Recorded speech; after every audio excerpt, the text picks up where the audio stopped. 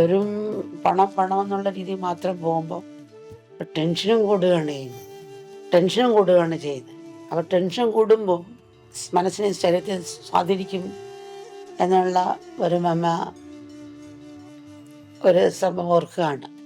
വീട്ടിലൊരു മോൻ ക്വസ്റ്റ്യൻ ചോദിച്ച്, ടെൻഷൻ ഭയങ്കര ടെൻഷനാണ്, നിയന്ത്രിക്കാൻ പറ്റുന്നില്ല, കഷ്ടം, അത് കാരണം ആകാശാന്തിയാണെന്നൊക്കെ പറഞ്ഞിട്ട് ക്വസ്റ്റ്യൻ ചോദിച്ചു. അപ്പം ഞാൻ ഉത്തരം കൊടുത്തു കഴിഞ്ഞപ്പോൾ എനിക്ക് സംശയം, ഇത് ശരിക്കുള്ള എന്തോ മറച്ചു വെച്ചിട്ടുണ്ട്, പറയാൻ പറ്റാത്തത് എന്നുണ്ടെങ്കിൽ തോന്നുകയാണുള്ളിൽ.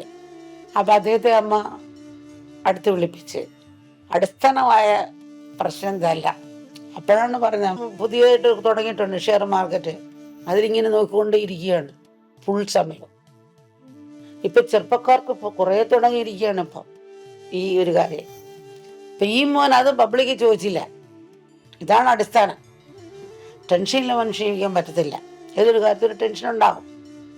അത് ആരോഗ്യവിദ്യ കൊണ്ടുവരുന്ന ടെൻഷനുണ്ട്, കഴിവിനെ കൊണ്ടുവരാനുള്ള ടെൻഷനാണ്, തന്നിലേക്ക് ഉണരാനുള്ളതായിരിക്കാം. വെളുപ്പിൽ എഴുന്നേക്കണം, അയ്യോ താമസിക്കുമോ, ശരിയായി എഴുന്നേറ്റില്ലല്ലോ, ആ ഒരു പാശ്ചാത്തലം പിറ്റേ ദിവസം നേരത്തെ ഉണരാനുള്ളൊരു ഓർമ്മശക്തി നമ്മളിൽ മെമ്മറി കഴിയും.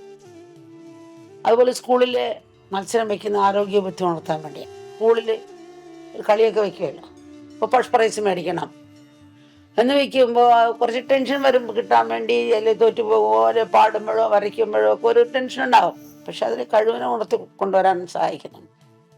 പക്ഷെ ആവശ്യമില്ലാത്ത ടെൻഷൻ നമ്മളെ എത്ര കണ്ട് സ്വാധീനിക്കുന്നു മനസ്സിലാക്കണം.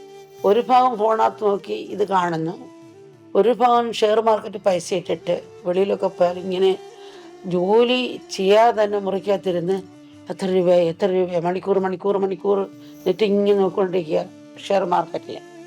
കുറഞ്ഞു പോയാൽ ഉടനെ ടെൻഷനായി. അപ്പോൾ ഇങ്ങനെ ഇത് വേണ്ടെന്നല്ല, അല്ലെങ്കിൽ 5 മണിക്കൂറത്തേക്ക് നോക്കണ്ട, 10 മണിക്കൂറിനേക്ക് നോക്കണ്ട, 1 മണിക്കൂറിന് നോക്കാം. ഇത് 10 മണിക്കൂറും ആ ഷെയർ മാർക്കറ്റിനകത്ത് രൂപ കൂടിയോ നോക്കൊണ്ടിരിക്കും. ആവശ്യമില്ലാത്ത ടെൻഷനാണ്. അപ്പോൾ ഈ ടെൻഷൻ നമ്മൾ എത്ര ശരീരത്തെ സ്വാധീനിക്കുമെന്നുള്ള മനസ്സിലാണ്. ഒരു കഥ ഓർക്കുകയാണ്. രാജാവിന് 2 മക്കളുണ്ട്, 2 കുട്ടികളുണ്ട്, അതിൽ ഇരട്ടയാണ്.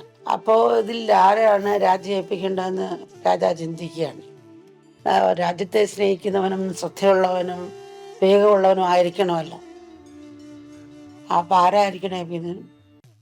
2 മക്കളെയും വിളിച്ചു, 2 ചെറുപ്പക്കാരെയും വിളിച്ചു കൊണ്ടുവന്നിട്ട് 2 പേരോടും പറഞ്ഞു, നിങ്ങൾ ഒരാളെ നിങ്ങളെ ഏൽപ്പിക്കാൻ പോവാണ്, ഇവർക്ക് ഇന്ന ഭക്ഷണങ്ങൾ കൊടുക്കണം, ഒരു വ്യായാമം ഇവരെ ചെയ്യിക്കരുത്, പക്ഷെ ഇവർക്കൊരു 10 ഗ്രാം പോലും കൂടാനും പാടില്ല, കുറച്ച് മാസത്തേക്ക് നിങ്ങൾ ഈ ചെറുപ്പക്കാരെയും കൊണ്ട് പൊക്കൊള്ളും. മൂത്തവൻ പറഞ്ഞ്, ഇത് നടക്കുന്ന കാര്യമില്ല, ഇത്ര ഭക്ഷണം കൊടുത്ത് ആരാ വണ്ണം കൂടാതിരിക്കുന്നത്?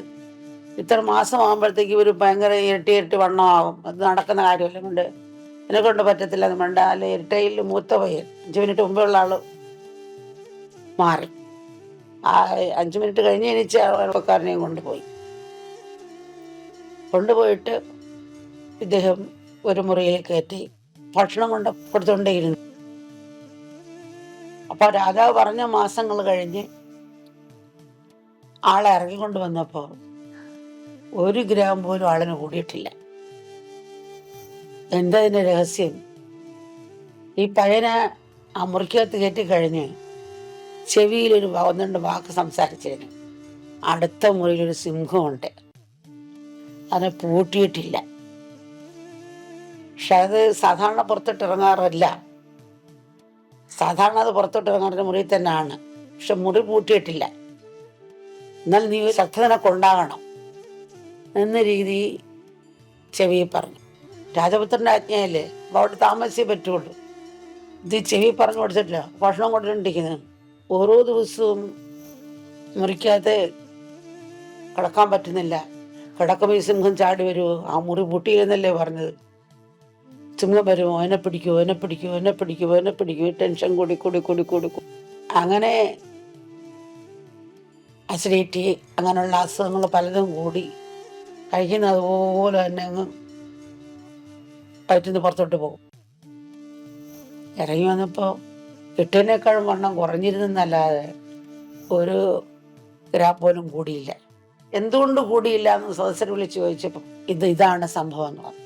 അവനെ രാജാവാക്കി. എന്ന് വെച്ചാൽ ഏതൊരു കർമ്മത്തിലും വിവേകം വേണമെന്നാണ്. വിവേകമുള്ളവനെ ശരിക്കും പ്രജകൾക്ക് ഉപകാരപ്രദമാകത്തുള്ളൂ, കൂർമ്മബുദ്ധിയുള്ളവനായിരിക്കണം എന്നുള്ള തത്വം വെച്ചിട്ടാണ്. അപ്പൊ എന്തെന്ന് ഇതിനകത്ത് മനസ്സിലാക്കേണ്ടത്, നമുക്ക് ടെൻഷൻ വന്നാൽ എത്രമാത്രം നമ്മളെ തലവേദന, വയറ്റുവേദന, പിന്നെ ഉറക്കം നിന്നു, പിന്നെ ഒരു ഡിപ്രഷനിലേക്ക് പോയി. ചിലർ ഒത്തിരി വണ്ണമായി, ചിലർ ശരീരത്തിൽ കണക്കി. അപ്പൊ ടെൻഷൻ നമ്മളെ എത്ര കണ്ട് സ്വാധീനിക്കുന്നു മനസ്സിലാക്കണം.